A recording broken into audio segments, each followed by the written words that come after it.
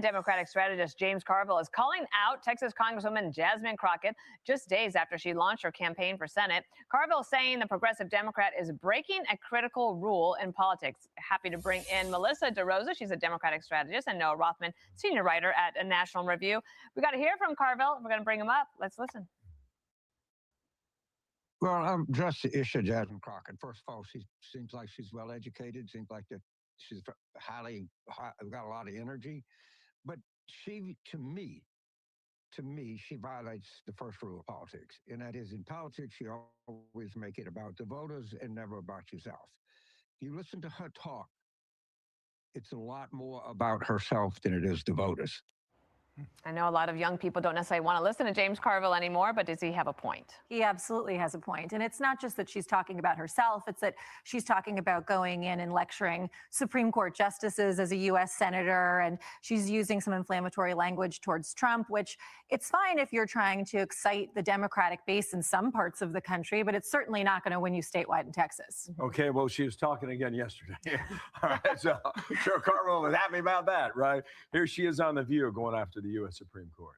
But it comes down to whether or not they have to finally have some ethics about themselves, because they are the only justices in this country that do not have any ethical guidelines, or whether it is literally that we just are bringing them in and we are going to have a little conversation with the justices. That comes from only the Senate, or when we're talking about confirming justices, if we're going to expand the court, or if we're talking about whether or not some of these bad actors that are in this administration, if they're going to potentially be held accountable, you got to have the votes in the Senate. All right, my bad. That was Joy Reid. Maybe she's part of The View someday, but not today. Go ahead there, Noah.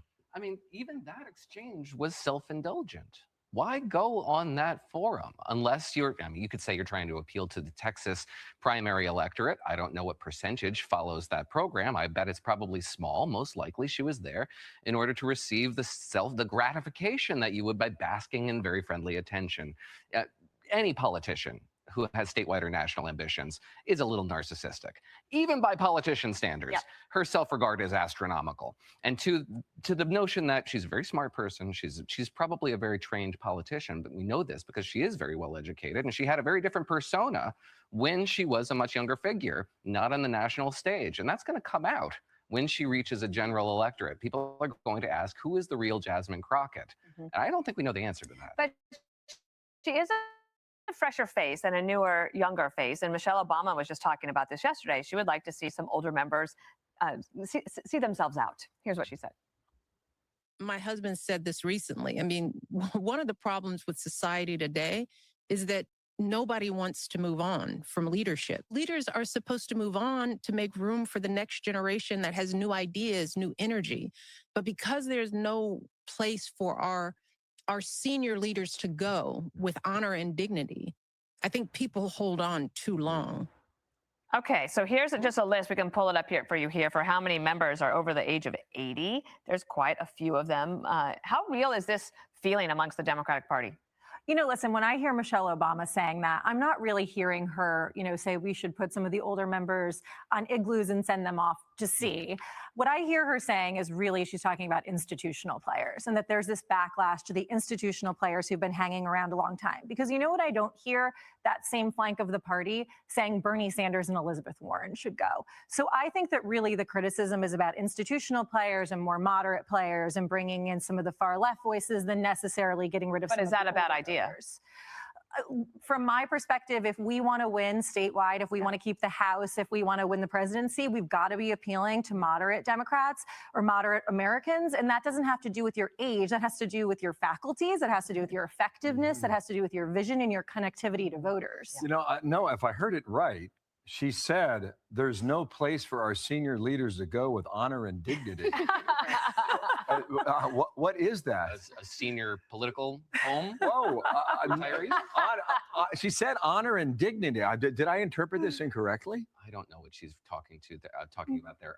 I disagree with what she's trying to say. And I think what she's trying to say is popular. The notion that we should have age tests is just as popular, for example, as term limits.